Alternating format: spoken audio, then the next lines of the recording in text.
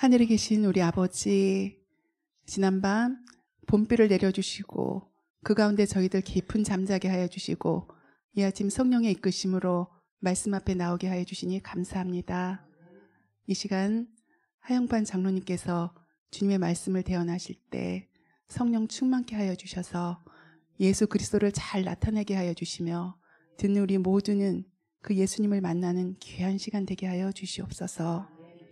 이 동산에 머무는 모든 시간들 속에서 하나님과 함께 동행하는 법을 배우게 하시며 하나님의 나라의 원칙이 우리 각자의 삶에 심겨지는 일이 일어나게 주님 도와주시옵소서.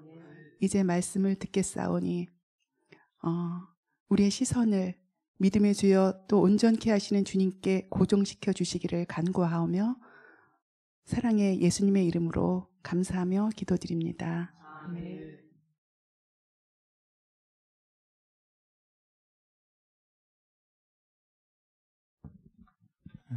이 자리를 찾으신 발걸음에 하나님께서 복을 주시기를 바랍니다. 우리 요한복음 읽겠습니다. 요한복음 11장 말씀에 4절에 예수께서 들으시고 가라사대 이 병은 죽을 병이 아니라 하나님의 영광을 위함이요 하나님의 아들로 이를 인하여 영광을 얻게 하려 함이라 하시더라. 11장 4절에 오늘 아침에 시간이 바뀌었습니다. 가끔씩 바뀌는 수가 있지요. 신발도 바뀌고 꽁인 줄 알았는데 닭이고 물론 꽁보다는 못하지만 닭도 괜찮죠. 예. 창밖에는 봄비가 내립니까? 예, 봄이니까. 예. 그러니까 결국은 하나님께서 일을 하셔야 된다 그 말입니다. 우리가 참 아무리 양수기로 물을 호스로 뿌려서 이게 해결될 일이 아니에요. 물 뿌려서 양수기로 몇 평이나 하겠어요. 비가 와버리니까 산이고 들이고 논이고 밭이고 온통 물이 충분합니까? 그렇다니까요. 일은 그러니까 결국은 하나님께서 하셔야 된다 하는 거죠. 하나님께서. 그러면 지난 겨울 추워서 아이고 내 이 방 몇 평이라도 좀 따뜻하게 해볼까 하고 보일러를 돌려보지만 그 쉽게 되는 게 아니죠. 또 보일러는 돌아가는데 내 마음은 또 타들어가죠. 기름값 얼마나 나올까? 전기세. 그런 거예요. 인간이 하는 일이. 기껏 하는 게 보니까 무화과 나무를 가지고 가리고 있더라고요. 며칠 가겠어요, 그게? 기껏 하는 거 보니까 가시나무는 안 돼요. 사과나무가 돼야 돼요. 하니까 한 걸 보니까 사과나무 모조품을 만들어서 가시나무에 매달고 있더라는 거죠. 그 될 일이에요. 이 나라는 이 인간의 하아무개라는 이 나무에 습관이 이렇고 생겨먹은 게 이렇고 우리가 타고나기를 이기심과 자존심으로 태어난 우리가 겸손해야 돼요 한다. 그러면 하늘에 가요 한다. 그렇게 모조 겸손을 달아 만들어가지고 매단다고 그거 될 일이에요? 안 된다는 거죠. 금방 들통이 나버리죠.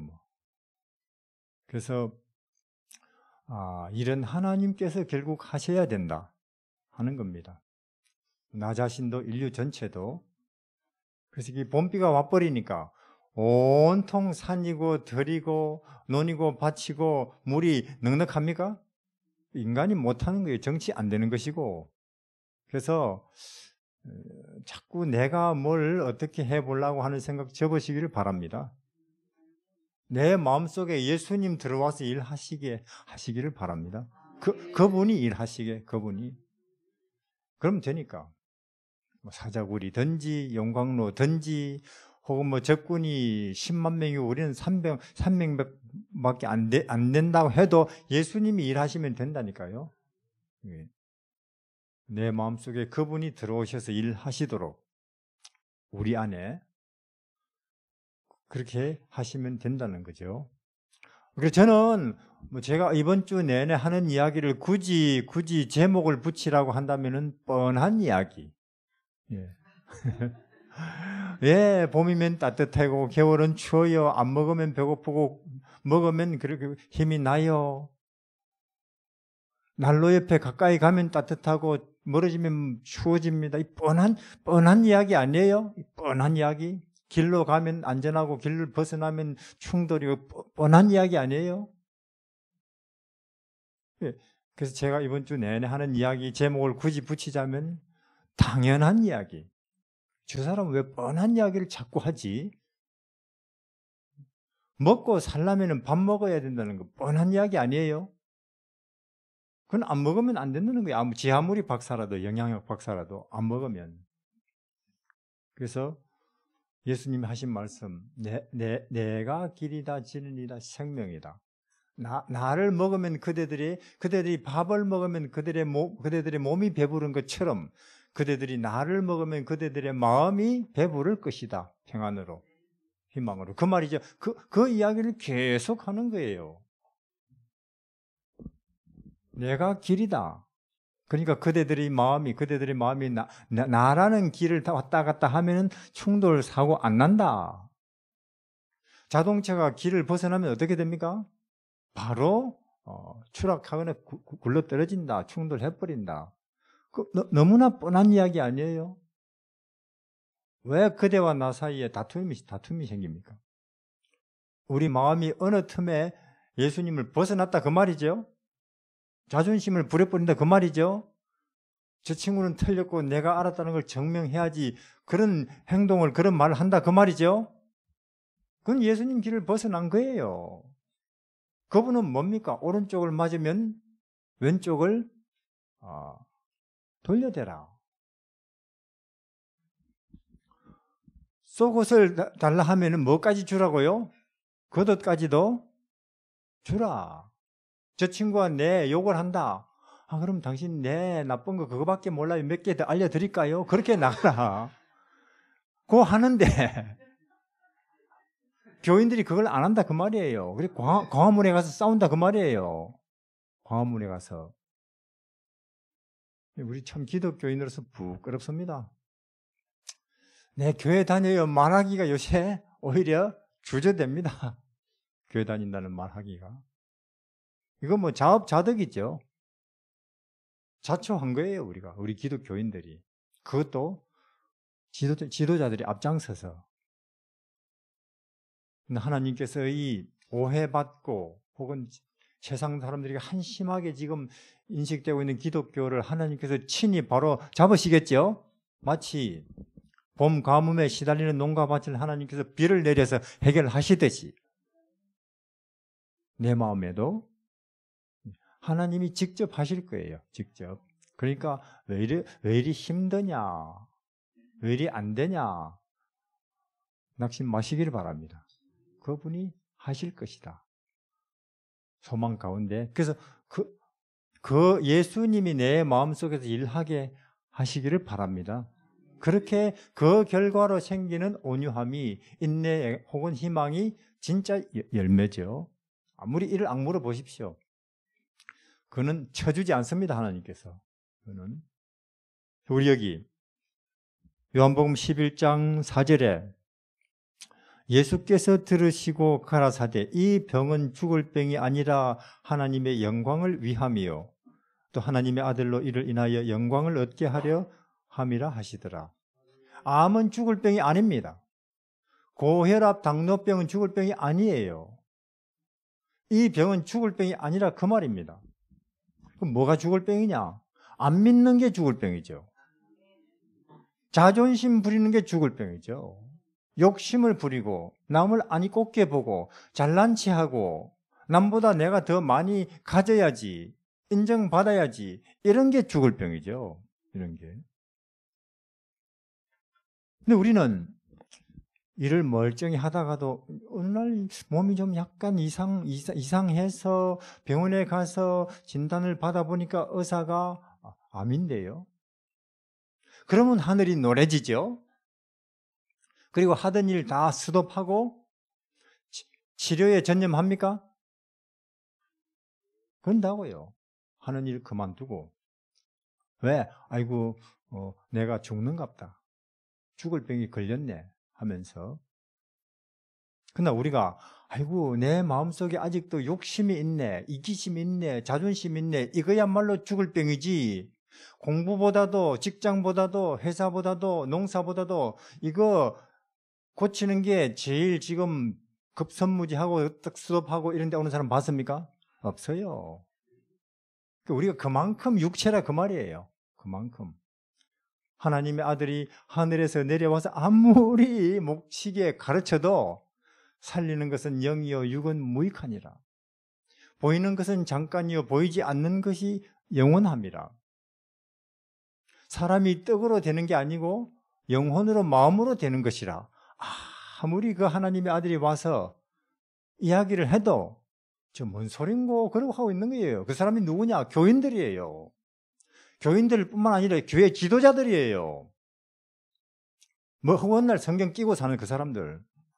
앞장서서 저 친구 하는 말 못 알아듣겠다 도대체. 사복음서는 그런 거 투성이에요. 그럼 이 시대라고 별 차이 있겠습니까? 인간의 본성은 어느 시대나 비슷한데. 그래서 우리가 여기서 분명히 해야 될 것은 암은 죽을 병이 아닙니다.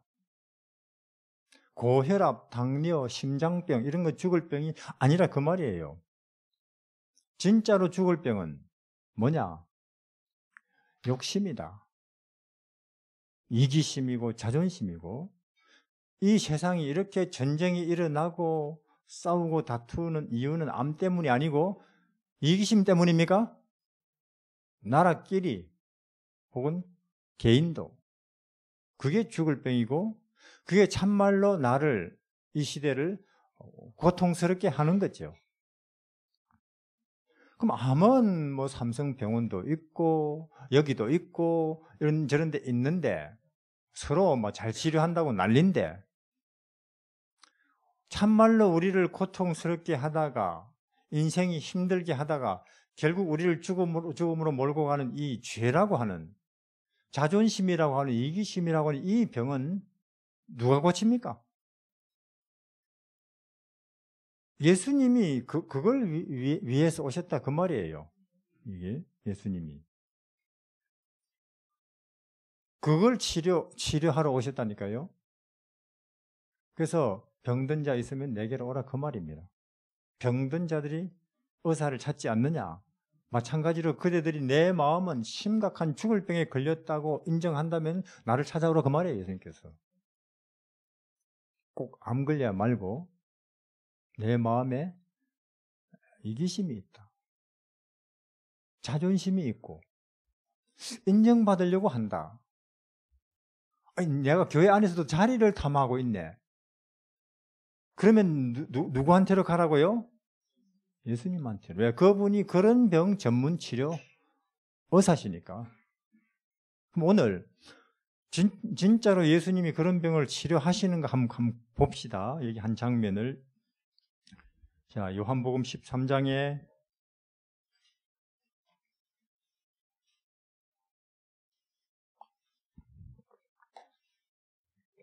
6월절 전에 예수께서 자기가 세상을 떠나 아버지께로 돌아가실 때가 이런 줄 아시고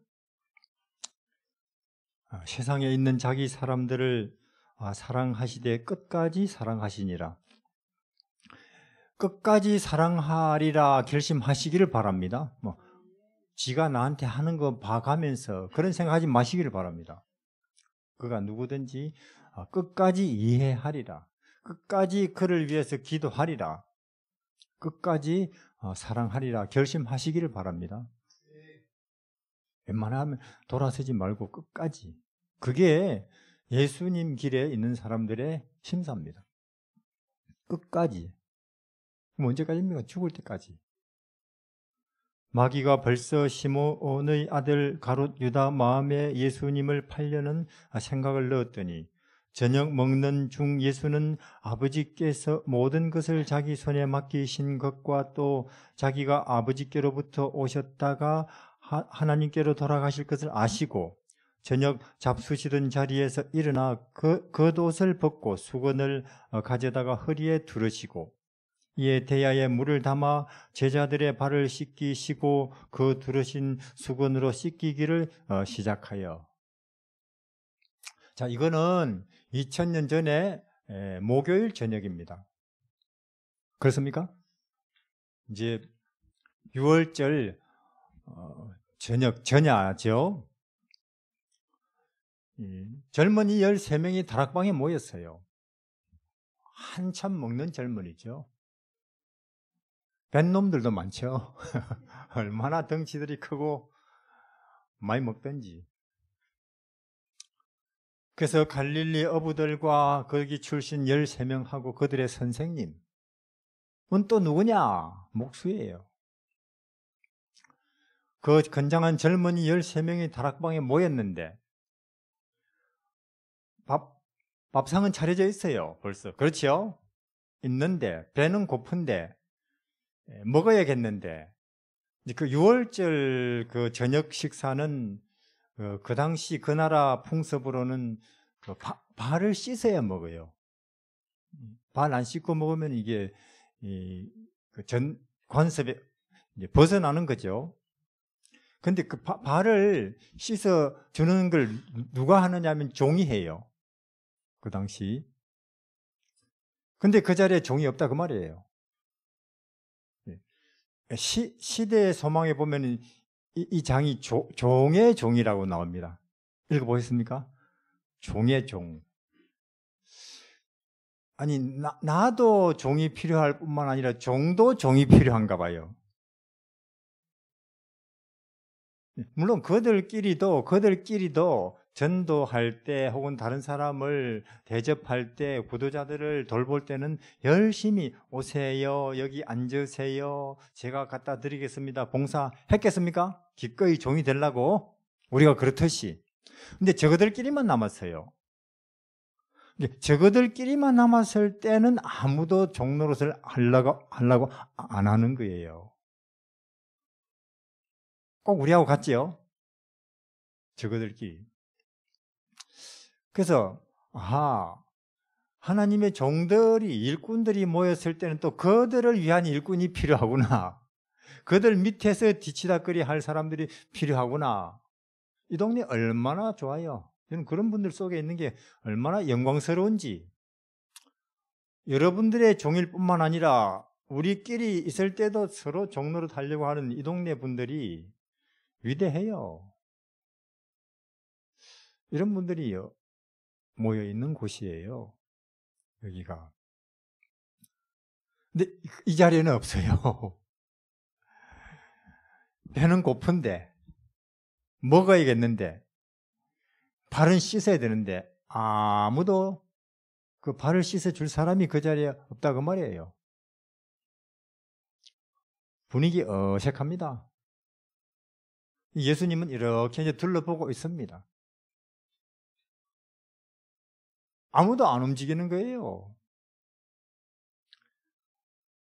아마 베드로가 요한에게 눈짓을 했을지도 몰라요. 그렇죠? 제일 어리니까 네 말단 아니냐? 네가 해야지. 근데 요한은 또 못 본 척. 왜 내가 해? 내가 뭐 종인가? 제자지, 사도지. 참 썰렁합니다, 분위기. 예수님은 이렇게 이제 둘러보지요. 지난 3년 반, 그렇게 참 3년 반 동안 애써서 하늘을 가르치고 생명을 보여줬는데, 그렇죠? 말로뿐만 아니라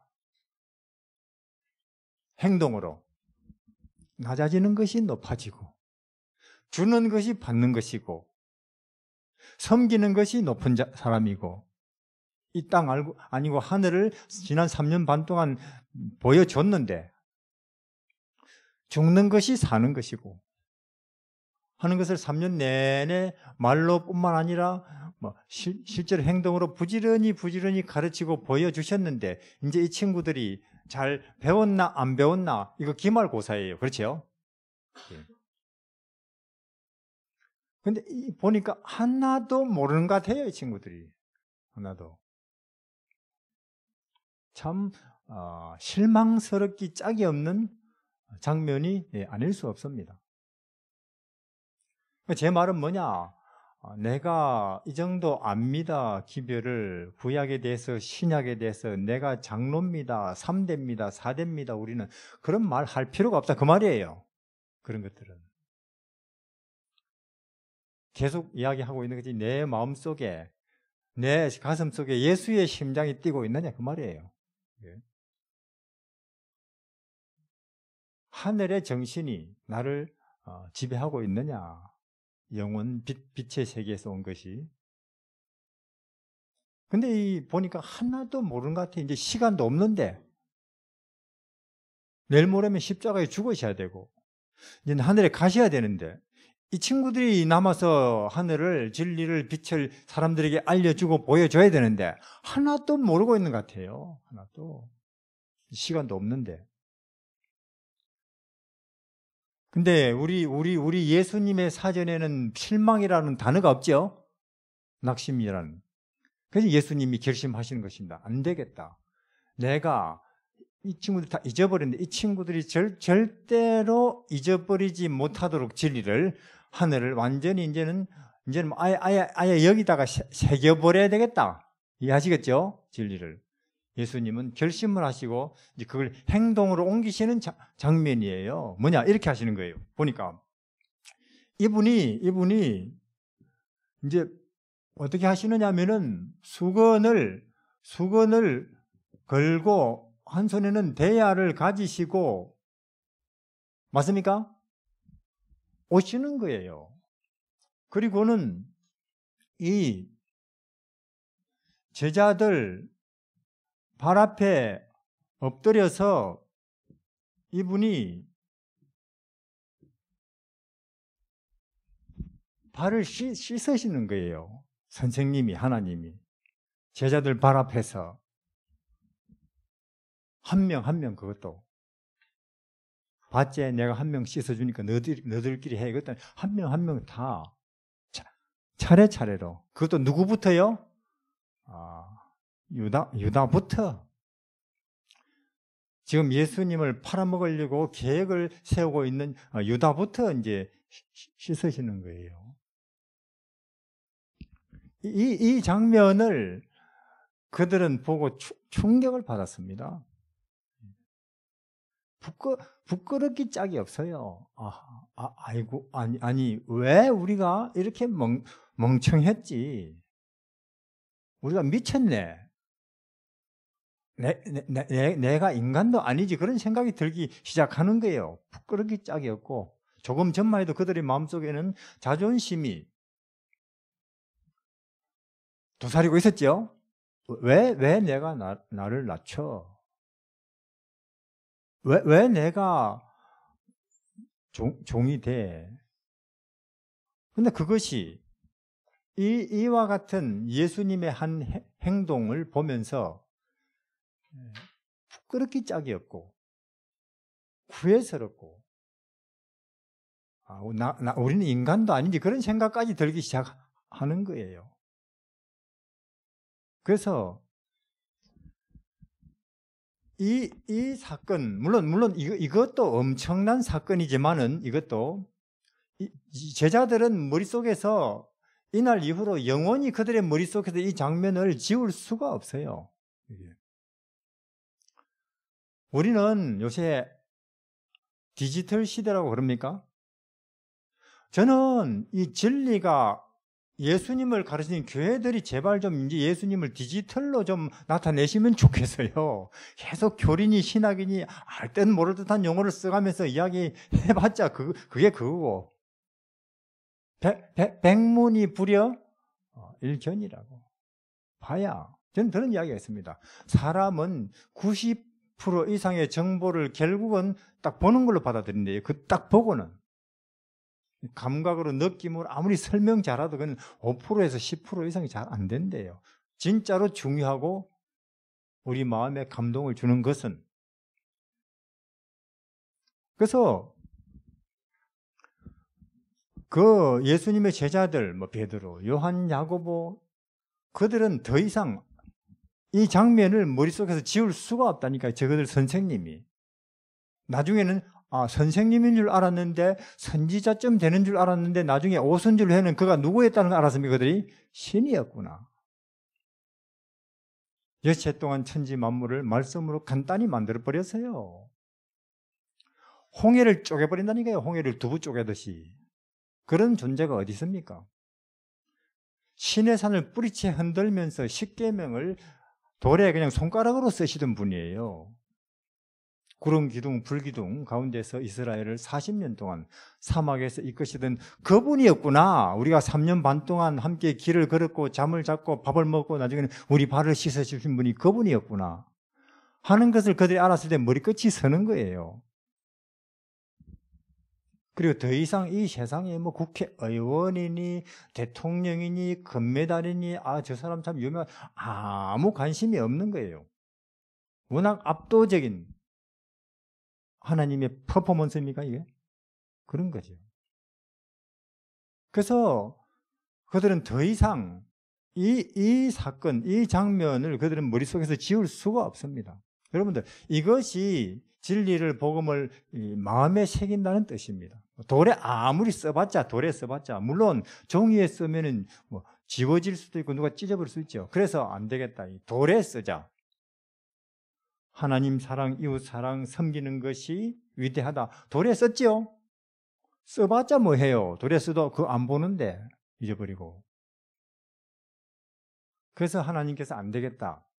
이 진리를, 생명을, 빛을 마음에 새겨버려야 되겠다. 문신을 해버려야 되겠다. 그 말이에요. 이건 뭐냐? 하나님이 하늘을 제자들의 마음속에 새기는 장면입니다. 이것이. 저는 우리 교회 지도자들 좀 이렇게 했으면 좋겠어요. 이렇게 했으면. 예수님처럼 목자가 되려면 진짜 목자장이 어떻게 하는지 봐야 되죠. 목자가 되려면. 네, 목자입니다. 한다고 목자가 되는 게 아니고 참 목자가 어떻게 하는 걸 봐야 약간 흉내라도 내겠죠. 근데 죄송하지만 이 시대의 기독교는 목자들이 잘못하고 있습니다. 그래서 사회에 지탄을 받고 있어요. 양들은 고생을 하고 있고.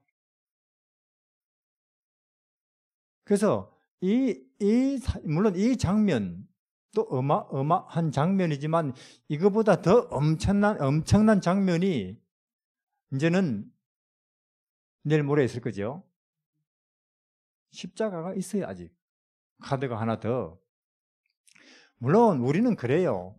십자가라는 말 교회에 세워놓기도 하고 목에다가 걸고 다니기도 하고 하지만은 사람들은 그걸 그냥 여기가 교회예요 알리는 정도로만 써먹습니까? 그 뜻이나 의미도 제대로 모르면서. 자, 예를 들어 보세요. 자, 혹시 이런 회사 압니까? 무슨 회사입니까? 왜 한번 배워먹은 사과를 가지고 하는지 모르겠어요. 그냥 멀쩡한 사과를 하면 더 좋을 텐데.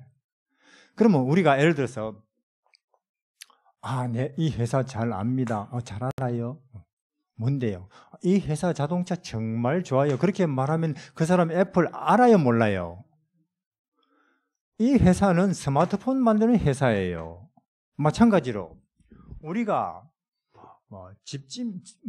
교회에다가 혹은 노래에도 온통 십자가 하면서도 우리 기독교회가 이걸 십자가 하면서도 이거는 뭐냐면은 십자가는 여러분들 희생과 겸손과 수치와 낮아짐의 가장 극단적인 표현이에요.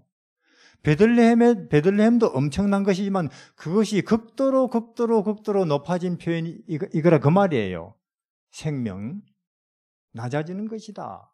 자기를 비우는 것이다. 남을 섬기는 것이다. 그게 생명이고 하늘이다 하는 것을 가장 극단적으로 표현된 게 이건데 이거 걸어놓고 그 안에서 다툰다 그 말이에요. 이거 걸어놓고 그거는 이런 연장이 있는데 낫이잖아요. 낫 놓고 뭐 모른다고요? 너무나 멍청해서 그렇다 그 말이에요. 낫 놓고 기억자도 모른다. 마찬가지로 이 시대 기독교가 이거 걸어놓고 이게 뭔지 모른다 그 말이에요. 걸어놓고. 그러니까 우리가 하나도 나는 기독교인입니다. 우리 교회 5,000명이에요. 10,000명이에요. 자랑할 필요가 없다 그 말이에요. 이건 이제 드러나버리고 있죠. 밖으로 외부로도. 이 시대는. 하나님께서 바로 잡으실 것입니다. 우선 내 마음에 점점 확산될 것이고. 그래서 이거 사실상 아무리 해봤자 사람 뜻도 의미도 모르니까 저는 우리 기독교인들이 우선 이거부터 이 그림부터 이거는 별로 안 어렵죠. 뭘 의미하는지 이거는 어려우니까 이거부터 우리 합회 사무실에 연합회 사무실에 대총회 사무실에 크게 그려놓고 말마다 보게 하면 좋겠어요. 네. 그러면 교회가 분위기가 달라질 것 같아요. 이런저런 집회하는 것보다 우리 집에 그림 잘 그린 사람에게 부탁해가지고 그리고 이제 이것도 배울 수 있겠죠. 이것도 그냥 뭐 언어 용어상의 이야기로는 되는 게 아니라 그 말입니다. 마음에 새겨져야 된다는 것인데 그래서 이 사건 이후로 더 이상 제자들은 누가 크냐 그런 생각을 할 수가 없는 인간이 되어버렸습니다. 그러니까 우리처럼 애써가지고 아이고 온유해야지 겸손해야지가 아니고 애써가지고 아예 그런 인간이 되어버리는 거예요. 다시는 잘난 체 할 수 없는 욕심 부릴 수 없는 그걸 구원이라고 해요. 그걸 누가 하느냐? 하나님의 아들이 한다 그 말이에요. 그 병을 고치는 의사라 그 말이에요. 어떻게 고치느냐? 이렇게 그분이. 그래서 이 사건 이후로 제자들은 더 이상 누가 크냐 그런 거 놓고 다툴 수 없는 그게 불가능한 인생들이 되어버렸다니까요. 예수님을 들여다보면은 이것을 자유케 한다. 구원이라고 하는 것입니다.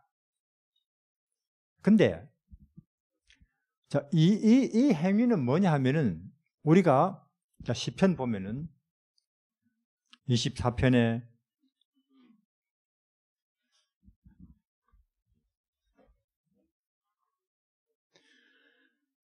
7절에 문들아 너희 머리를 들지어다 영원한 문들아 들릴지어다 영광의 왕이 들어가시리로다 영광의 왕이 니시니요 강하고 능한 여호와시요 전쟁에 능한 여호와시로다 문들아 너희 머리를 들지어다 영원한 문들아 들릴지어다 영광의 왕이 들어가시리로다 영광의 왕이 니시니요 만군의 여호와 곧 영광의 왕이시로다. 이거는 언제냐 하면은 예수님이 드디어 십자가로서 사탄과의 2차전, 그렇죠? 1차전은 하늘에서 있었고 계시록 12장에 나오죠? 옛뱀 1차전은 하늘에서 있었고 그 뱀이 하늘에서 쫓겨나서 어느 별을 점령하는데 성공을 해버렸습니까? 지구를. 그리고는 지구의 사람들에게 다 자기 병균을 집어 넣어버렸습니까? 그게 뭐예요? 죄지요. 욕심, 이기심, 자존심, 원망, 경쟁심 그걸 집어 넣어버리고는 이 지구를 인질로 잡아버렸어요. 그리고 이 지구에서 무슨 노릇을 하고 있다고요? 마귀가? 임금. 그래서 그 하나님께서 이 땅에 2차전을 마귀와 벌이기 위해서 오셨다 그 말이에요. 어떻게? 악의로, 인간으로 2차전을.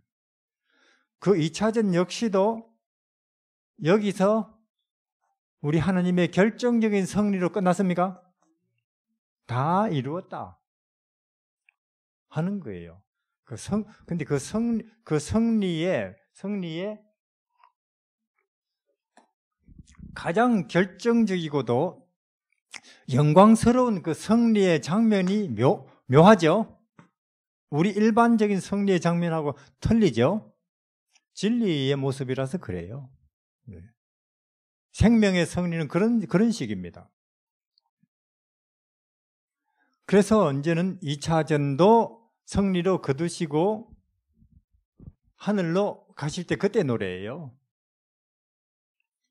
그때 이제 하늘에서 천사들은 33년 반 동안 초긴장해서 2차전 이 땅에 벌어지는 그들의 하나님과 사탄의 무시무시한 2차전을 초긴장 가운데 지켜봤습니다. 왜? 마귀는 있는 대로 하나님의 아들을 쥐어짭니까? 짜증내게 하려고. 그래서 예수님 한 번이라도 마귀의 도발에, 그 당시 교회 지도자의 도발에 십자가에 올라갔을 때 하나님의 아들이라고, 메시아라고 내려와 봐라. 아니, 지 목숨도 못 건지면서 무슨 세상을 건지겠다고. 난리예요, 밑에서는. 누구들이? 교인들이, 지도자들이. 내려와 봐라. 그러면 우리가 믿어주겠다. 만약에 그때 예수님께서 그래? 내려가 볼까? 하셨다면은 우리는 끝장난 거죠. 그 순간 예수님이 천사 십자가에서 마지막 고통 속에서 어찌해서 하나님 제가 이런 일을 해야 됩니까? 천사들은 조마조마했어요. 하나님의 아들이 포기해버릴까 봐.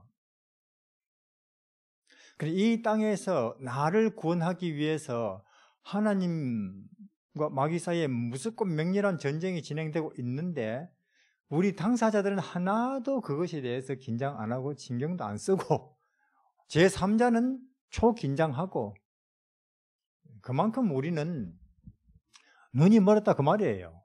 뭐가 가치고 의미인지 모른다 그 말이에요. 정치를 봐도 사회를 봐도 철학을 한다고 하는 그들을 봐도 내가 뭐 지리산에서 10년을 도 닦아서 도 통해서 그 사람들 이야기를 들어봐도 땅이죠 뭐 그게 무슨 하늘이에요. 그러나 예수님이 그 십자가에서 고스란히 머리를 숙이시고 죽으시는 그 순간 하늘에서는 환호성이 울려 퍼졌다니까요. 드디어 하나님이 이기시고 이 땅의 죄인들이 하늘 다시 올 길이 열렸다 그 말이에요. 그리고 예수님 2차전에서도 승리자로 하늘 문을 들어가실 때 천사들이 호위하러 왔다니까요. 그때 하늘에 이제 문을 지키고 있는 당직 천사들이 이제 하늘 성문을 지키고 있을 때 천사들이 호위하면서 문들아 열릴지어다. 누가 오는데? 영광의 왕이 오시지. 예수님을. 그러니까 문들아 열려라 하니까 또 저쪽에서 누가 오시는데? 네, 이 천사들 바보 같잖아요. 뻔한 이야기를 주고받는 거예요. 뭐냐? 그들은 그래요. 진리가 누굽니까? 예수님입니다. 승리자가 누굽니까? 예수님이지요. 영광의 왕이 누구예요? 예수님입니다. 물으면서 기분 좋고 들으면서 기분 좋고 말하면서 기분 좋고 예수님이 길입니다. 예수님이 진리입니다. 예수님이 처음입니다. 예수님 생명입니다. 그만큼 이 땅에서는 사실 아직도 예수님이 제대로 대접을 못 받고 있어요. 그분이 어떤 존재이며 하늘에서는 그분 어떻게 취급하는가 좀 알고 싶다면 요한계시록을 봐야 됩니다. 열광해요. 온 하늘은. 근데 냉담한 별이 하나 있는데 여기입니다. 우리는 당사자인데 그만큼 우리가 어둡다 그 말이에요. 천사들은 바보같이 영광의 왕이 누구냐? 예수님이죠. 그 말 한 번 더 들어보려고 똑같은 질문을 하는 거예요. 똑같은 질문을. 그게 하늘에 죄 없는 존재들의 정서입니다. 예. 예수님에게. 여기 보니까 전쟁에 능하신, 그러니까 이 예수님의 행동은 우리가 그냥 아이고 겸손하시네 우리 하나님 그렇게 보면 껍질만 보는 것이고, 이것은 뭐냐, 우리 예수님의 하나님의 전쟁하시는 모습이라 그 말이에요. 마귀를 향한 맹렬한 이거는 공격입니다. 마귀 쪽에서 볼 때는 무자비한 공격이에요. 뭐 기관총을 쏘고 미사일을 쏘고 폭탄을 쏟아 붓는 거예요. 마귀의 진영을 향해서 우리 하나님께서. 높은 전쟁, 가치와 의미와 사상과 정신 전쟁이죠. 그래서 전쟁에 능하시다 그 말이에요. 전쟁에 능하신. 그래서 우리가 싸움이라고 하는 부분에 대해서 우리는 명확하게 이해를 해야 될 필요가 있습니다. 저 사람을 꼼짝 못하게 찍어 누르는 게 아니고 이긴다는 것은 끝까지 나를 낮추고, 예, 내가 죄인입니다. 당신이 옳아요. 죽을 때 그게 이기는 거라 그 말이에요. 그게 우리 예수님이 그걸 보여주러 오신 분이, 그 하늘은 그런 정신으로 돌아가는 데가 하늘이라고. 그러니 그게 무슨 다툼이니 스트레스니 그런 게 있겠어요. 여기만 있지. 그래서 이건 아이고 우리 예수님 겸손하시구나 그렇게 보면은 이거는 표면만 보는 것이고, 이것이야말로 우리 하나님의 전쟁하시는 모습입니다. 마귀의 정신과 사상, 그 진영을 향한 무자비한 공격이에요. 이 공격으로, 이 하나님의, 우리 예수님의 결정적인 공격으로 제자들 마음속에, 머릿속에 도사리고 있던 그 자아, 그렇죠? 말씀했잖아요. 자아라고. 결국 바벨론은. 그것이 영원히 철수를 해버립니다. 그렇습니까? 물러 난다 그 말이에요. 그것이 살리는 것은 영이요 육은 무익하니라. 보이는 것은 잠깐이고 보이지 않는 것이 영원함이라. 사람이 떡으로 사는 게 아니고 의미로 산다고. 만약에 우리가 계속 6이고 뭐 삼성이고 애플이고 미국이냐 중국이냐 일본이냐 한국이냐 그러고 있다면 우리는 뭐냐, 짐승이라 그 말이에요. 왔다 갔다 하는 닭이나 개와 같은 존재라 그 말입니다. 우리는 사람이냐 짐승이냐가 4발이냐 2발이냐 그걸로 결정되는 게 여기 머릿속으로 돌아가는 그 가치관이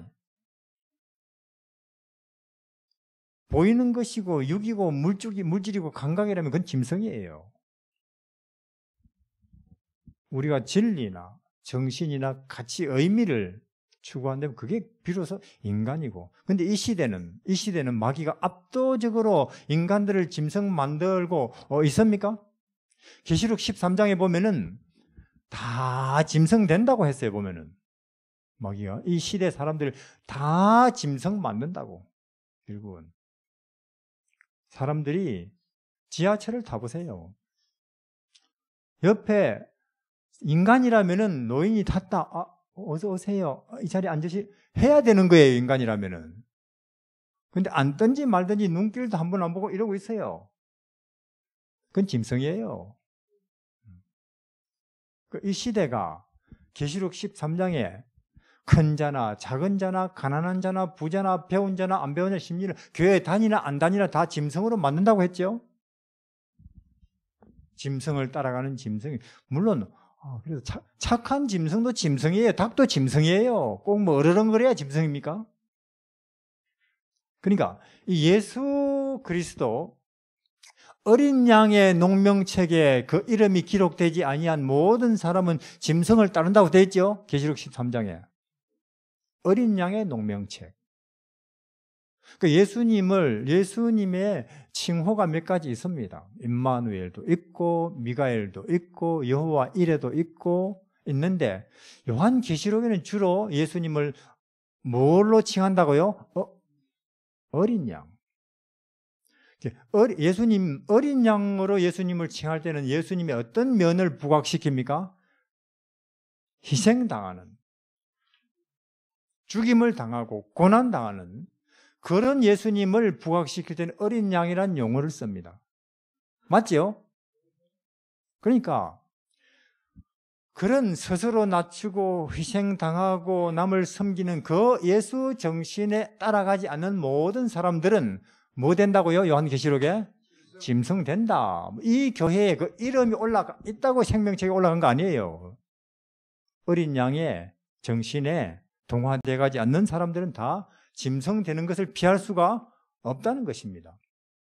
워낙 강력하고 압도적으로 이 마귀가 최신식 기술을 다 동원해서 우리를 감각이니 육체니 물질 쾌락으로 쓸어가듯이 쓸고 가니까 남녀노소 할 거 없이. 우리가 이런 시대에 어떻게 예수님 재림 직전에 인간으로 살아남을까요? 결심 안 된다니까요. 교회도 안 됩니다. 예수님밖에 없어요. 드디어 제가 볼 때는 드디어 이성시대 지나가고 계몽시대도 지나가고 합리시대도 지나가고 이념시대도 지나가고 심지어 교회 시대도 지나가고 예수시대가 온 거예요. 그래야 그분이 재림하시니까 그분 안으로 들어가시기를 바랍니다. 네, 그분 안으로. 그 외에는 길이 없다는 것입니다. 그래서 우리는 짐승이 되지 말아야 됩니다. 이 시대에. 짐승이. 그래서 이거는 뭐냐? 전쟁하시는 우리 하나님의 맹렬한 전투 모습이에요. 이것은. 그래서 이 우리 하나님의 마귀 진영을 향한 맹렬한 공격으로 11 제자들의 머릿속에 마음속에 도사리고 있던 사탄이 자존심이 철수해버립니다. 물론 더 압도적인 것이 아직 하나 더 남아있지요. 압도적인 것이. 근데 이 무서운 이 하나님의 공격에도 안 물러나는 마귀가 있었어요. 누굽니까? 유다입니다. 안 물러나는 거예요. 그런 유다를 보고 예수님이 니는 안 태어났으면 좋을걸. 그렇습니까? 그러니까 우리가 그런 소리 들으면 안 되죠. 내가 그런 소리 들으면 안 되는 거죠. 차라리 너는 그냥 안 태어났으면 좋을걸. 어쨌거나 우리는 오늘 암은 죽을 병이 아닙니다. 당뇨나 고혈압은 죽을 병이 아니에요. 나를 고통스럽게 혹은 우리 가정을 이 시대를 이렇게 어둡게 하는 병은 죄입니다. 자존심이고 이기심이고 욕심인 거예요. 이 병을 하나님께서 치료하시러 오셨는데 예수님이 어떻게 치료하시느냐? 저렇게 베들레헴에서 나사렛에서 겟세마네에서 마옥간에서 암 걸리면 코로나 걸리면 병원에 가시듯이 내 마음에 어둠이 있다. 내 마음이 평화롭지 않다. 희망이 잘 안 보인다. 예수님을 찾아가시길 바랍니다. 베들레헴에 가시든지 나사렛에 가시든지 다락방에 가시든지 종의 종, 왕의 왕인데 종의 종이신 이분을 우리가 가서 이렇게 들여다보면은 우리가 치료되지요. 그런 치료를 통해서 사시는 동안도 구원이시고 재림과 함께 오는 더 큰 구원에 참여하시기를 바랍니다. 기도하겠습니다. 하늘에 계신 우리 하나님, 우리는 땅에서 나서 알아봤자 배워봤자 땅일 수밖에 없었습니다. 인간 이상의 세계를 절대로 우리는 알 길이 없었습니다. 그리고 이 땅의 것들, 인간에 속한 것들은 우리를 살게 하지 못하고 우리 마음속에 평화나 희망을 주지 못하는 것들입니다. 그 사실을 우리는 지난 날들을 통해서 잘 압니다. 그런 이 땅의 어둠 속에 있는 우리를 불쌍히 보시고 하늘의 하나님께서 진리이시고 생명이시고 빛이신 분께서 우리 같은 인간으로 내려오셔서 33년 반 동안 생명과 진리에 속한 모든 것들을 낱낱이 보여주신 은혜를 감사합니다. 우리 하나님, 이제 우리가 하나님의 아들이라고 하는 예수 그리스도라고 하는 무한의 선물을, 영혼의 진리를 우리가 이렇게 받아사오니 우리가 그 안에 머무르고 거기서 치료를 받고 길을 찾고 소망을 발견하게 하여 주십시오. 하나님이시 아시는 바대로 우리 이와 같이 진리와 해답으로 예수님을 받은 후에도 우리는 또 다른 데서 우리 마음이 어둠 속에, 번민 속에 헤맬 때가 많습니다. 이러한 우리의 연약함을 불쌍히 보시고 또 우리의 환경의 악함을 긍휼히 여기셔서 우리 각 사람 마음속에 성령께서 임하셔서 예수님 안에 있는 하늘의 진리가 어떤 것인지 똑똑히 보게 하여 주시고, 그리고 또 하늘나라를 깨닫게 하셔서 우리도 넉넉히 세상을, 인간을 이기는 주의 백성들이 되게 해 주십시오. 예수님 이름으로 기도드립니다.